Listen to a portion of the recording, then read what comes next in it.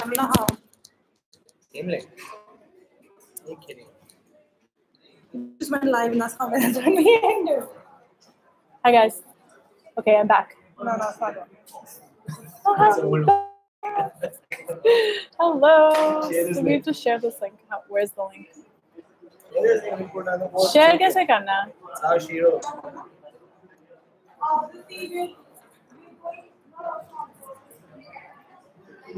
We just posted again. Comments में नहीं आएगा ना? People won't know. Should we just make another post and then put it in the comments? Yeah, there's the.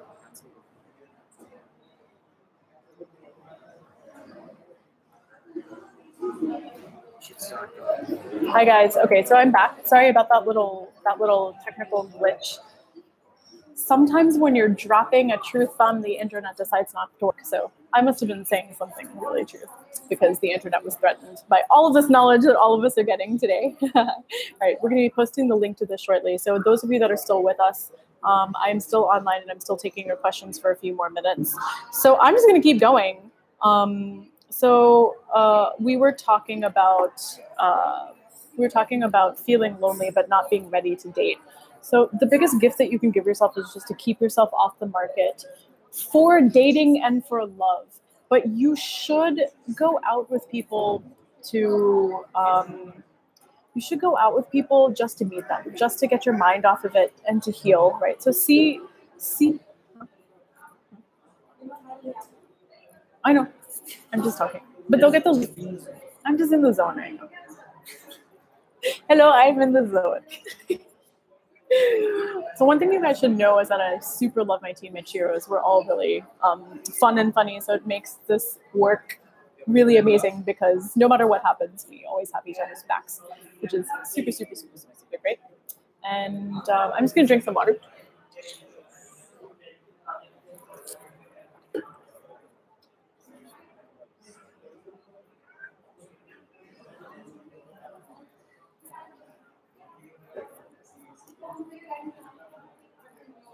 I want to show you the brilliant minds of Cheeros at work right now. This is Shubham, and this is Yashmita, who are basically like my celebrity handlers right now because I'm trying to talk to you guys, and they're trying to make everything work in the universe of the interwebs. So I can't live without them, basically. I'm like a baby. They have to feed me. They have to post my links everywhere. They have to do all that kind of stuff. I don't want that thing. I want to post it. Is it posted?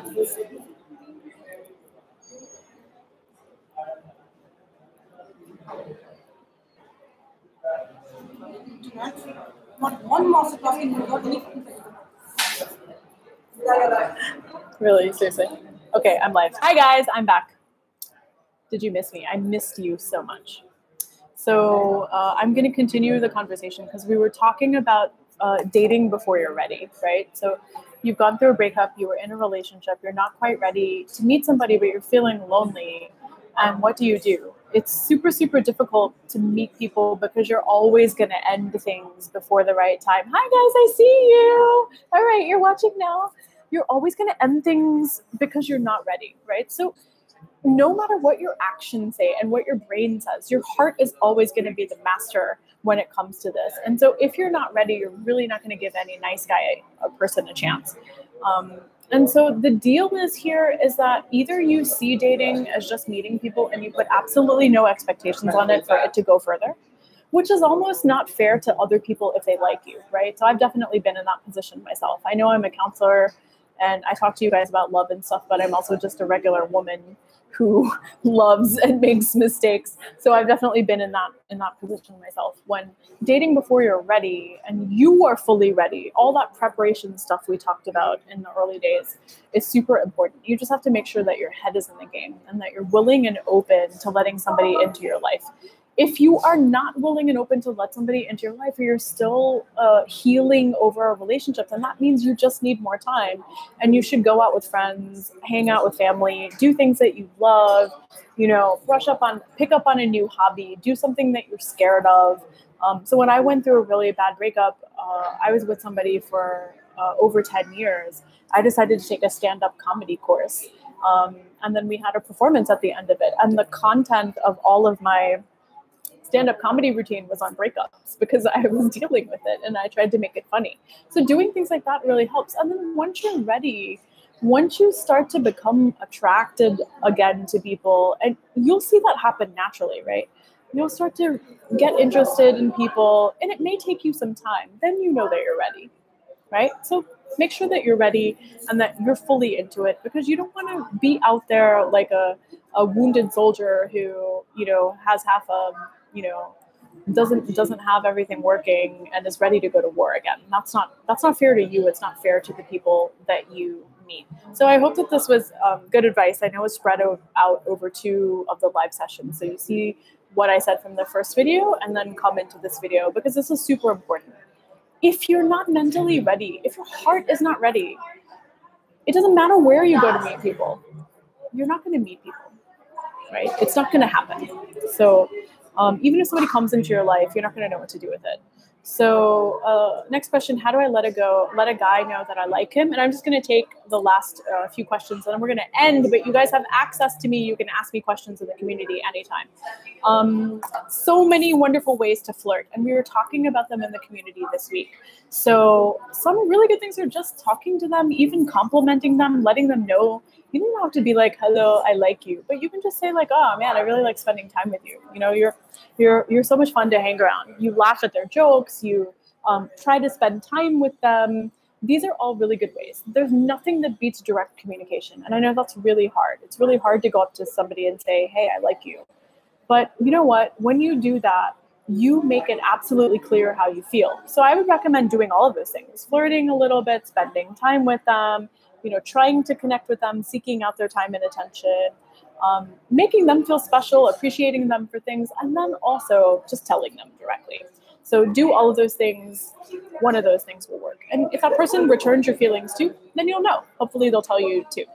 Okay, next question. I've been on 22 Tinder dates since January and struggled to find men who are looking for a long-term girlfriend. How can I be more successful? All right, so there's a term here that comes from the entrepreneurship world, and it's called fail hard and fail fast. Okay, so when you are dating a lot of guys in succession and you're meeting lots of people, especially when you're using Woo or Tinder or Truly Madly, any of these platforms, you have to know what you're looking for and be absolutely clear. If somebody's not looking for something that you're looking for, then you shouldn't, first of all, don't even go out with them because you're not on the same page, right? The second thing is, so this is like maybe a question to ask during your first interactions. Like, all right, I'm having a good time chatting with you, but what are you looking for? Actually, that's one of the first questions I used to ask. Like, what are you looking for? And beyond that, see it as like, okay, we had a great time, bye.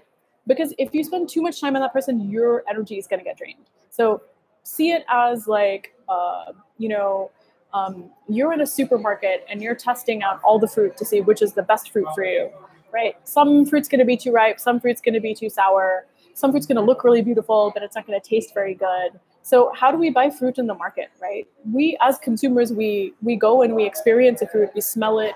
We ask ourselves, sometimes we ask our bodies, what does our body need? You have to do this for dating. Be ruthless.